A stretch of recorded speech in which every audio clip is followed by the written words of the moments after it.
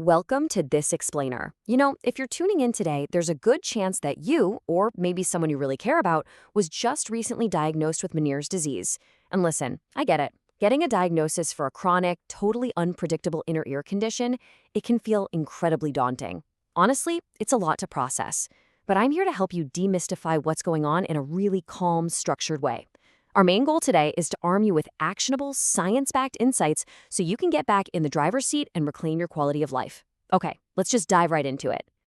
So here is our roadmap for today's conversation. 1. Understanding your diagnosis. 2. The brain-ear connection. 3. Genetics and stress. 4. Breaking the cycle. 5. Stress reduction techniques. And 6. Tracking for control. Let's get started. Section 1. Understanding your Meniere's diagnosis. Validating your physical experience. All right. First things first, let's validate exactly what you're feeling right now. Because feeling completely overwhelmed by a sudden diagnosis like this, it is 100% normal. The issue here originates deep inside your head. When we look at the anatomy of your ear, Meniere's disease directly targets the labyrinth. It's this delicate, intricate little plumbing system of passages that is just absolutely crucial for both your hearing and your balance. And with Meniere's, what happens is you get these totally unpredictable fluid imbalances in that area. The medical term is endolymphatic hydrops. Basically, it's a very real, very physical increase in fluid pressure right inside those tiny sensitive organs. And because of that physical fluid buildup, you're likely dealing with 4 hallmark symptoms. First up is severe rotational vertigo, that intense room-spinning dizziness that completely throws off your balance. Then there's fluctuating hearing loss. Third is tinnitus, which usually shows up as a constant ringing or roaring sound in the affected ear. And finally, oral fullness. That's that deeply uncomfortable, intense feeling of pressure or blockage. I really want to stress this. If you're having these symptoms, you are not imagining them. The fluid pressure is physically altering how your ear processes sound and space. Section 2, the brain-ear connection. Why your ear pressure is definitely not all in your head. Now, if you've ever noticed that stress or anxiety seems to trigger an episode or make it worse, well, here's the clinical neurophysiology behind why that happens. Step 1.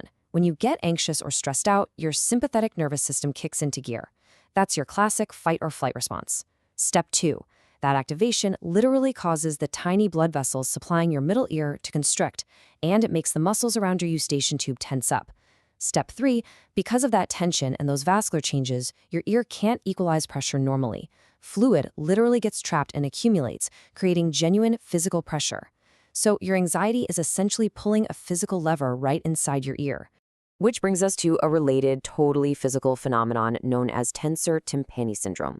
See, when your stress hormones, like cortisol, are constantly running high, they trigger an involuntary, persistent contraction of a tiny muscle inside your ear called the tensor tympani. Normally, this little guy's job is to flex and protect your ear from super loud noises. But under chronic stress, it just stays flexed, and that dampens sound and contributes directly to that maddening, blocked-up feeling you might be having. It is a genuine mechanical issue driven by your stress levels. Section 3. Genetics, stress, and symptoms. Insights from some really groundbreaking 2026 research. So, scientists recently published some incredible research in the Annals of Otolaryngology and Rhinology to answer a huge, highly debated question in the medical world. Does an emotional state, like anxiety or depression, actually drive the physical progression of Meniere's disease at a genetic level? Like, we know they often happen at the same time, but does the anxiety directly cause the disease to progress? Well, remarkably, the answer is a massive yes. Using a super advanced genetic analysis called a Mendelian randomization study, or MR for short, researchers definitively proved that a genetic predisposition to anxiety and depression is positively associated with an increased risk and progression of Meniere's disease.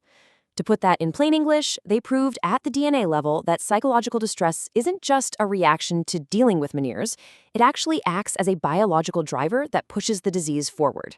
Section 4. Breaking the vicious cycle. Shifting from anxiety to proactive empowerment. Okay, I know the science we just went through sounds a bit heavy, but it actually holds the ultimate key to your treatment. Let's compare these 2 cycles. First, think about the vicious cycle. You get unpredictable vertigo, right? Which naturally causes high anxiety. That anxiety spikes your cortisol. Then that cortisol messes with your inner ear fluid and muscle tension, which triggers, you guessed it, more vertigo. It's totally exhausting. But let's look at the empowered cycle. Because stress hormones alter fluid dynamics, you literally have the power to break this loop. Proactive relaxation directly lowers those stress hormones. That drops the middle ear tension and inflammation, which functionally minimizes your symptom flare-ups. You can literally relax your way into better ear health. Section 5, Daily Stress Reduction Techniques, your actionable map to symptom relief. By treating your emotional well-being as a vital, active part of your physical treatment and not just an afterthought, you can completely change your daily experience. So here are 3 highly effective, evidence-based habits you can start right now. First, body scanning. Spend just 5 minutes a day actively noticing and releasing tension around your jaw, neck, and ears. Relaxing that jaw directly impacts the muscles near your eustachian tube. Second, breathing exercises. Slow, rhythmic breathing helps gently equalize pressure and tells your nervous system, hey, we're safe. And third, a general mindfulness practice. Learning to just observe your symptoms without jumping straight to worst-case scenario thinking actually lowers your systemic cortisol, which, as we know, reduces inner ear inflammation. Section 6, Tracking for better control. Monitoring your personal symptom triggers. To figure out how well these calming techniques are working for your unique body, keeping a simple daily record is an absolute game changer. I highly recommend pausing for a second to grab a screenshot of this weekly tracker template. If you monitor your daily stress levels on a 1 to 10 scale against your symptom frequency, like noting when the vertigo hits or the pressure spikes, you are going to start seeing patterns. You'll shift from feeling like these symptoms are just attacking you out of nowhere to actually identifying your personal triggers. And you know what they say? Once you can predict it, you can manage it. And that brings us to the core takeaway for today. Managing your stress is not just some fluffy, feel-good advice.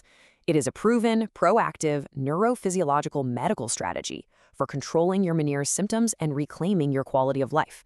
Yes, Meniere's is a chronic condition, but understanding this mind-ear link, that means you are absolutely not powerless. Actively managing your stress is a super powerful way to take the wheel and steer your own health. So as we wrap up this explainer and you start stepping into this newly empowered mindset, I want to leave you with one thought to chew on. What is one small, relaxing habit you can start today to send a healing, calming signal directly to your inner ear? Take a deep breath, drop your shoulders, and remember, you've absolutely got this. Thanks so much for learning with me today.